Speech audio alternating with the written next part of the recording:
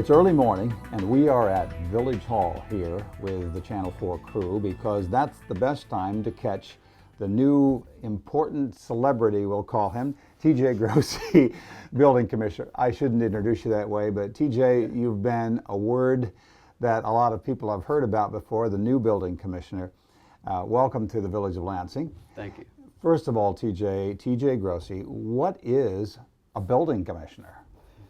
You know what? I had to ask that same question myself when I first got interviewed, say, for this position. You know, was trying to take in what my specific role was going to be in the village. I come to find out, and moving forward, that I'm here more or less to work alongside the residents who are going to be doing any work in their homes, to work with the business owners and the way they present their business in town, and to work alongside the contractors who are doing the work actually for the residents or for the business owners here in town. There's a lot to it. We got a lot of rain coming in today. There's different hats that I wear specifically with flood prevention. There's a lot to this seat, more than I had expected. Well, you actually lead the team. I mean, the building department here has been around for a long time. You have a seasoned staff. Talk just very briefly about the size of the staff and what is their primary role. So right now we have a couple part-time guys, the plumbing inspector and an electrical inspector who specifically that's their role. So they only come in and work when we need electrical or plumbing inspection per se. We have a veteran in Ken Straka. The majority of our residents here, or anybody knows who Ken Straka is. He is a great value to this department and our success moving forward with the history he brings and the knowledge he has. He has been a great help in me coming into this position, being that there hadn't been anybody here for some time. We have another part-time gentleman who takes care of all of our vacant properties. Chad Koyenga that's his sole role.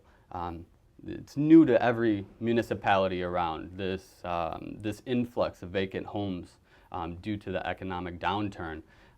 So it was something that recently came on in the past 4 years, and he's taken it and brought it to a professional level, which is exactly what this building department standards that we're trying to hold here. We got 3 code enforcement officers who are out there each and every day looking at the property maintenance issues, as well as picking up the building inspections on the residential end. So we got a good group of guys moving forward here.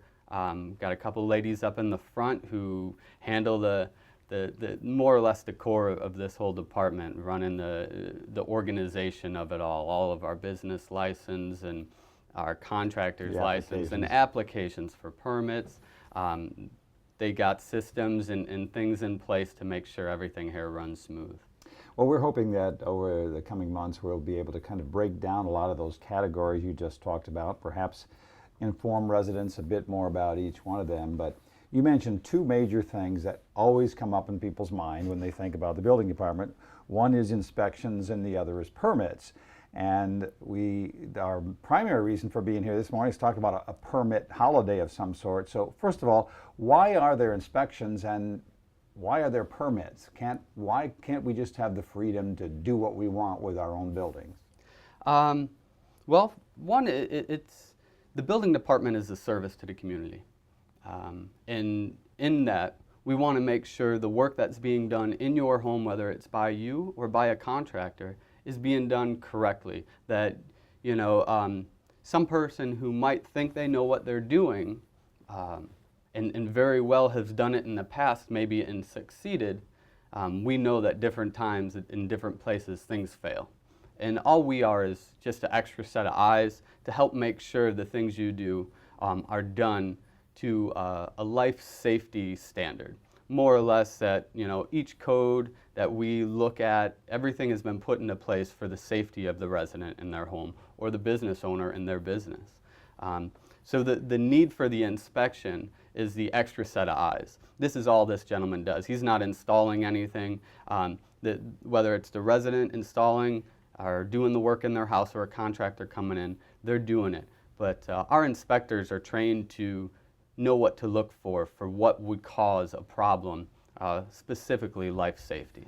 Forgive me, TJ, but most people think of an inspector as coming in to find something wrong and give you a fine and make you feel badly about your particular home or the job that you've done. Are you trying to change that role, or talk again about the importance of an inspector walking in and saying this is good, this is not? Well, I'll be honest, inspectors, and I was a contractor for 15 years, dealing with inspectors was exactly like that. The only time you saw them and the only time they interacted with you was when you have done something wrong. I'm not here to bag on the police, but usually the only time you run into a police officer is when you're getting a ticket. Our police department's been doing a lot to interact with the community, and that's great. And I want to do the same thing. I've seen what PD has done in interacting with the schools and the children and working with residents in town and opening themselves up to the community. I want to see this building department do the same thing. We aren't here to police and to make things harder on the resident or the contractor for that matter, but we want to work alongside the residents here in town and the contractors to make sure that we're providing a valuable service to them. We aren't expecting anything out of residents. We're not expecting anything for contractors to have to bend to our way, but that we are going to be there to work alongside you to make sure that the work that's being done in your home or in your business is being done in such a professional manner that you're going to be able to enjoy your home and the work that has been done for years to come without, hopefully, problems. Okay, you addressed the inspector issue and hopefully the relationship with the inspector and the homeowner or business owner. Permits. We usually think of fines related to a permit or fees related to a permit. Why a permit, and why now a permit holiday that you're talking about? Well, we're not going to be getting called out for inspections if we don't have the permit first. So the permit needs to be the first step in the entire building department process interacting with contractor or resident. And permit means what? So the permit, more or less, all it is stating that the work that you're going to be doing, that we will issue a permit according to the work that you're doing. And with the scope of work we receive, we'll assess what types of inspections you will need to go alongside that. So, for example, if you're putting in a pool with a deck attached to it, you're going to have, installation inspection that will come along with running all of your electrical out to your new, filtration system. And then the deck in itself will have, a framing and a post hole inspection as how that's going to be installed. So we would be able to sit down before the work starts and let you know up front, hey, this is what, you're planning on doing. This is what we're going to do to make sure that things are done correctly for you and, move forward to make sure that your job gets completed. Obviously, a lot of people start with good intentions. Different things happen. Sometimes jobs will drag on, and nobody wants to see that, especially a homeowner who's looking forward to the completion of the job. Sometimes things take a little longer. The village, knowing that we have a permit and a set amount of time on that, we can check in on it, make sure things are moving smoothly and make sure things are going according to their first scope of work, which was turned in when they applied for their permit. Okay, so permit relates to permission. Basically, Yes. the village gives me as a homeowner or business owner permission to do what I want to do with my property. But why should that have to happen? Why can't I just do what I want to do with my own property? That's the typical American approach, TJ. Well, our village has adopted ordinances that set certain standards for our village.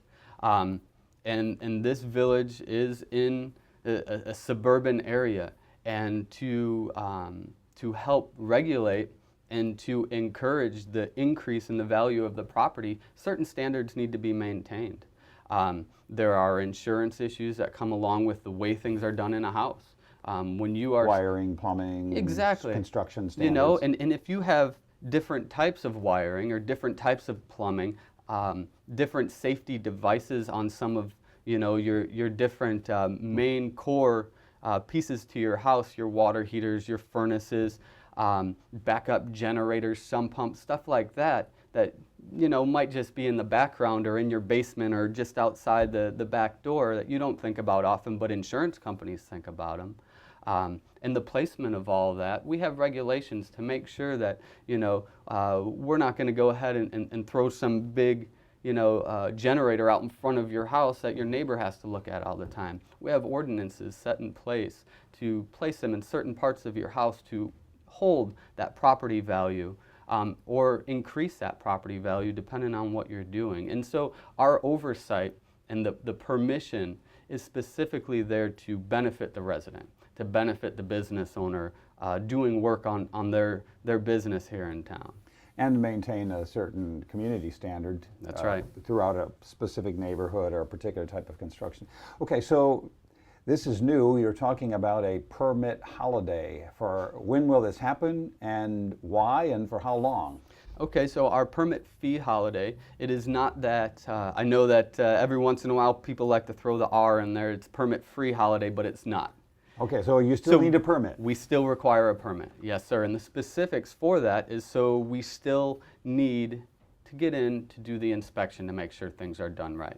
So the permission, the permit is still required, but what will take place is a waiving of all the fees of the permit, a waiving of all the fees for the inspections.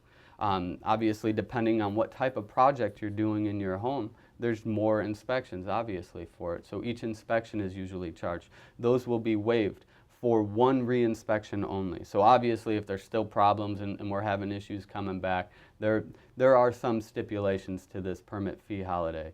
One of them being that you only have the 120-day time frame.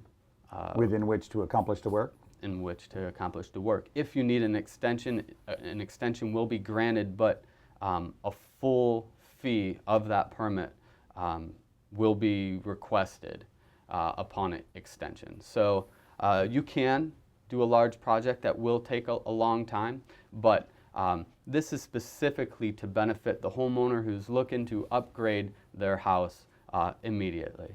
So it begins May 15th, and the applications can come in until July 15th. In that time frame, you will be able to pick up your permits and begin your work. It is only good if you get your application in and pick up your permit by the week following, which would. So I know that a lot of people are like, oh, we're going to get an influx of permits on July 15th, which is okay, but they have to pick them up by the following week. How long would that period last? The 120 days maximum? Yes, sir. So depending on when you pick up your permit and when your permit is actually issued to you, there is a 120-day period after that date of issuance of permit that permit is valid. It loses validity after the 120 days, and if you are found working, obviously, after that 120 days, there are, which goes back to the policing aspect of things, there are fees. It would be as if working without a permit then at that point. To get an extension is simple. You just come in, ask for an extension, but at that point we would require the full fee to be paid at that point. Why is the village doing this? This is specifically for homeowners who occupy their home. So we know we have a lot of homeowners who maybe own 2 or 3 properties. This is not for the second and third property. This is specifically for the resident who lives in their house, wants to take care of the property that they live in. We want to make sure that these homeowners are able to use every little bit of money that they have to invest in the value of their home. For most people, this is their greatest investment, their house. We want to make sure that the residents in this town can take even that little bit of money that usually goes into fees for permits and inspections. If that's the difference between whether you do a job or you don't, whether you put windows in or you don't, or you decide instead of a 6-foot fence, I can only afford a 4-foot fence, I'm going to spend that extra little bit of money that I save on this to upgrade the things I'm going to do around my house. This is a perfect opportunity for you. You've approached this, but as last question, TJ, the homeowner hears about this permit fee-free period. how should they approach that? What would be your recommendation? Is this the time for them to think through a specific project, or go down and look at their basement if there was a renovation that had to happen, or is now the time to do the addition? What would you like to say to the residents about utilizing this special grace period from the village?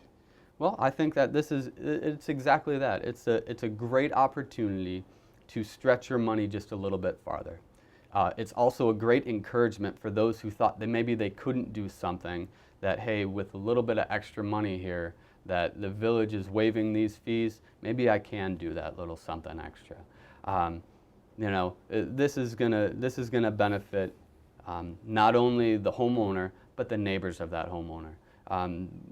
Taking pride in our home, taking pride in taking care of the things we have, and continually maintaining our property is not only an investment for that person, but it's an investment in the community as a whole.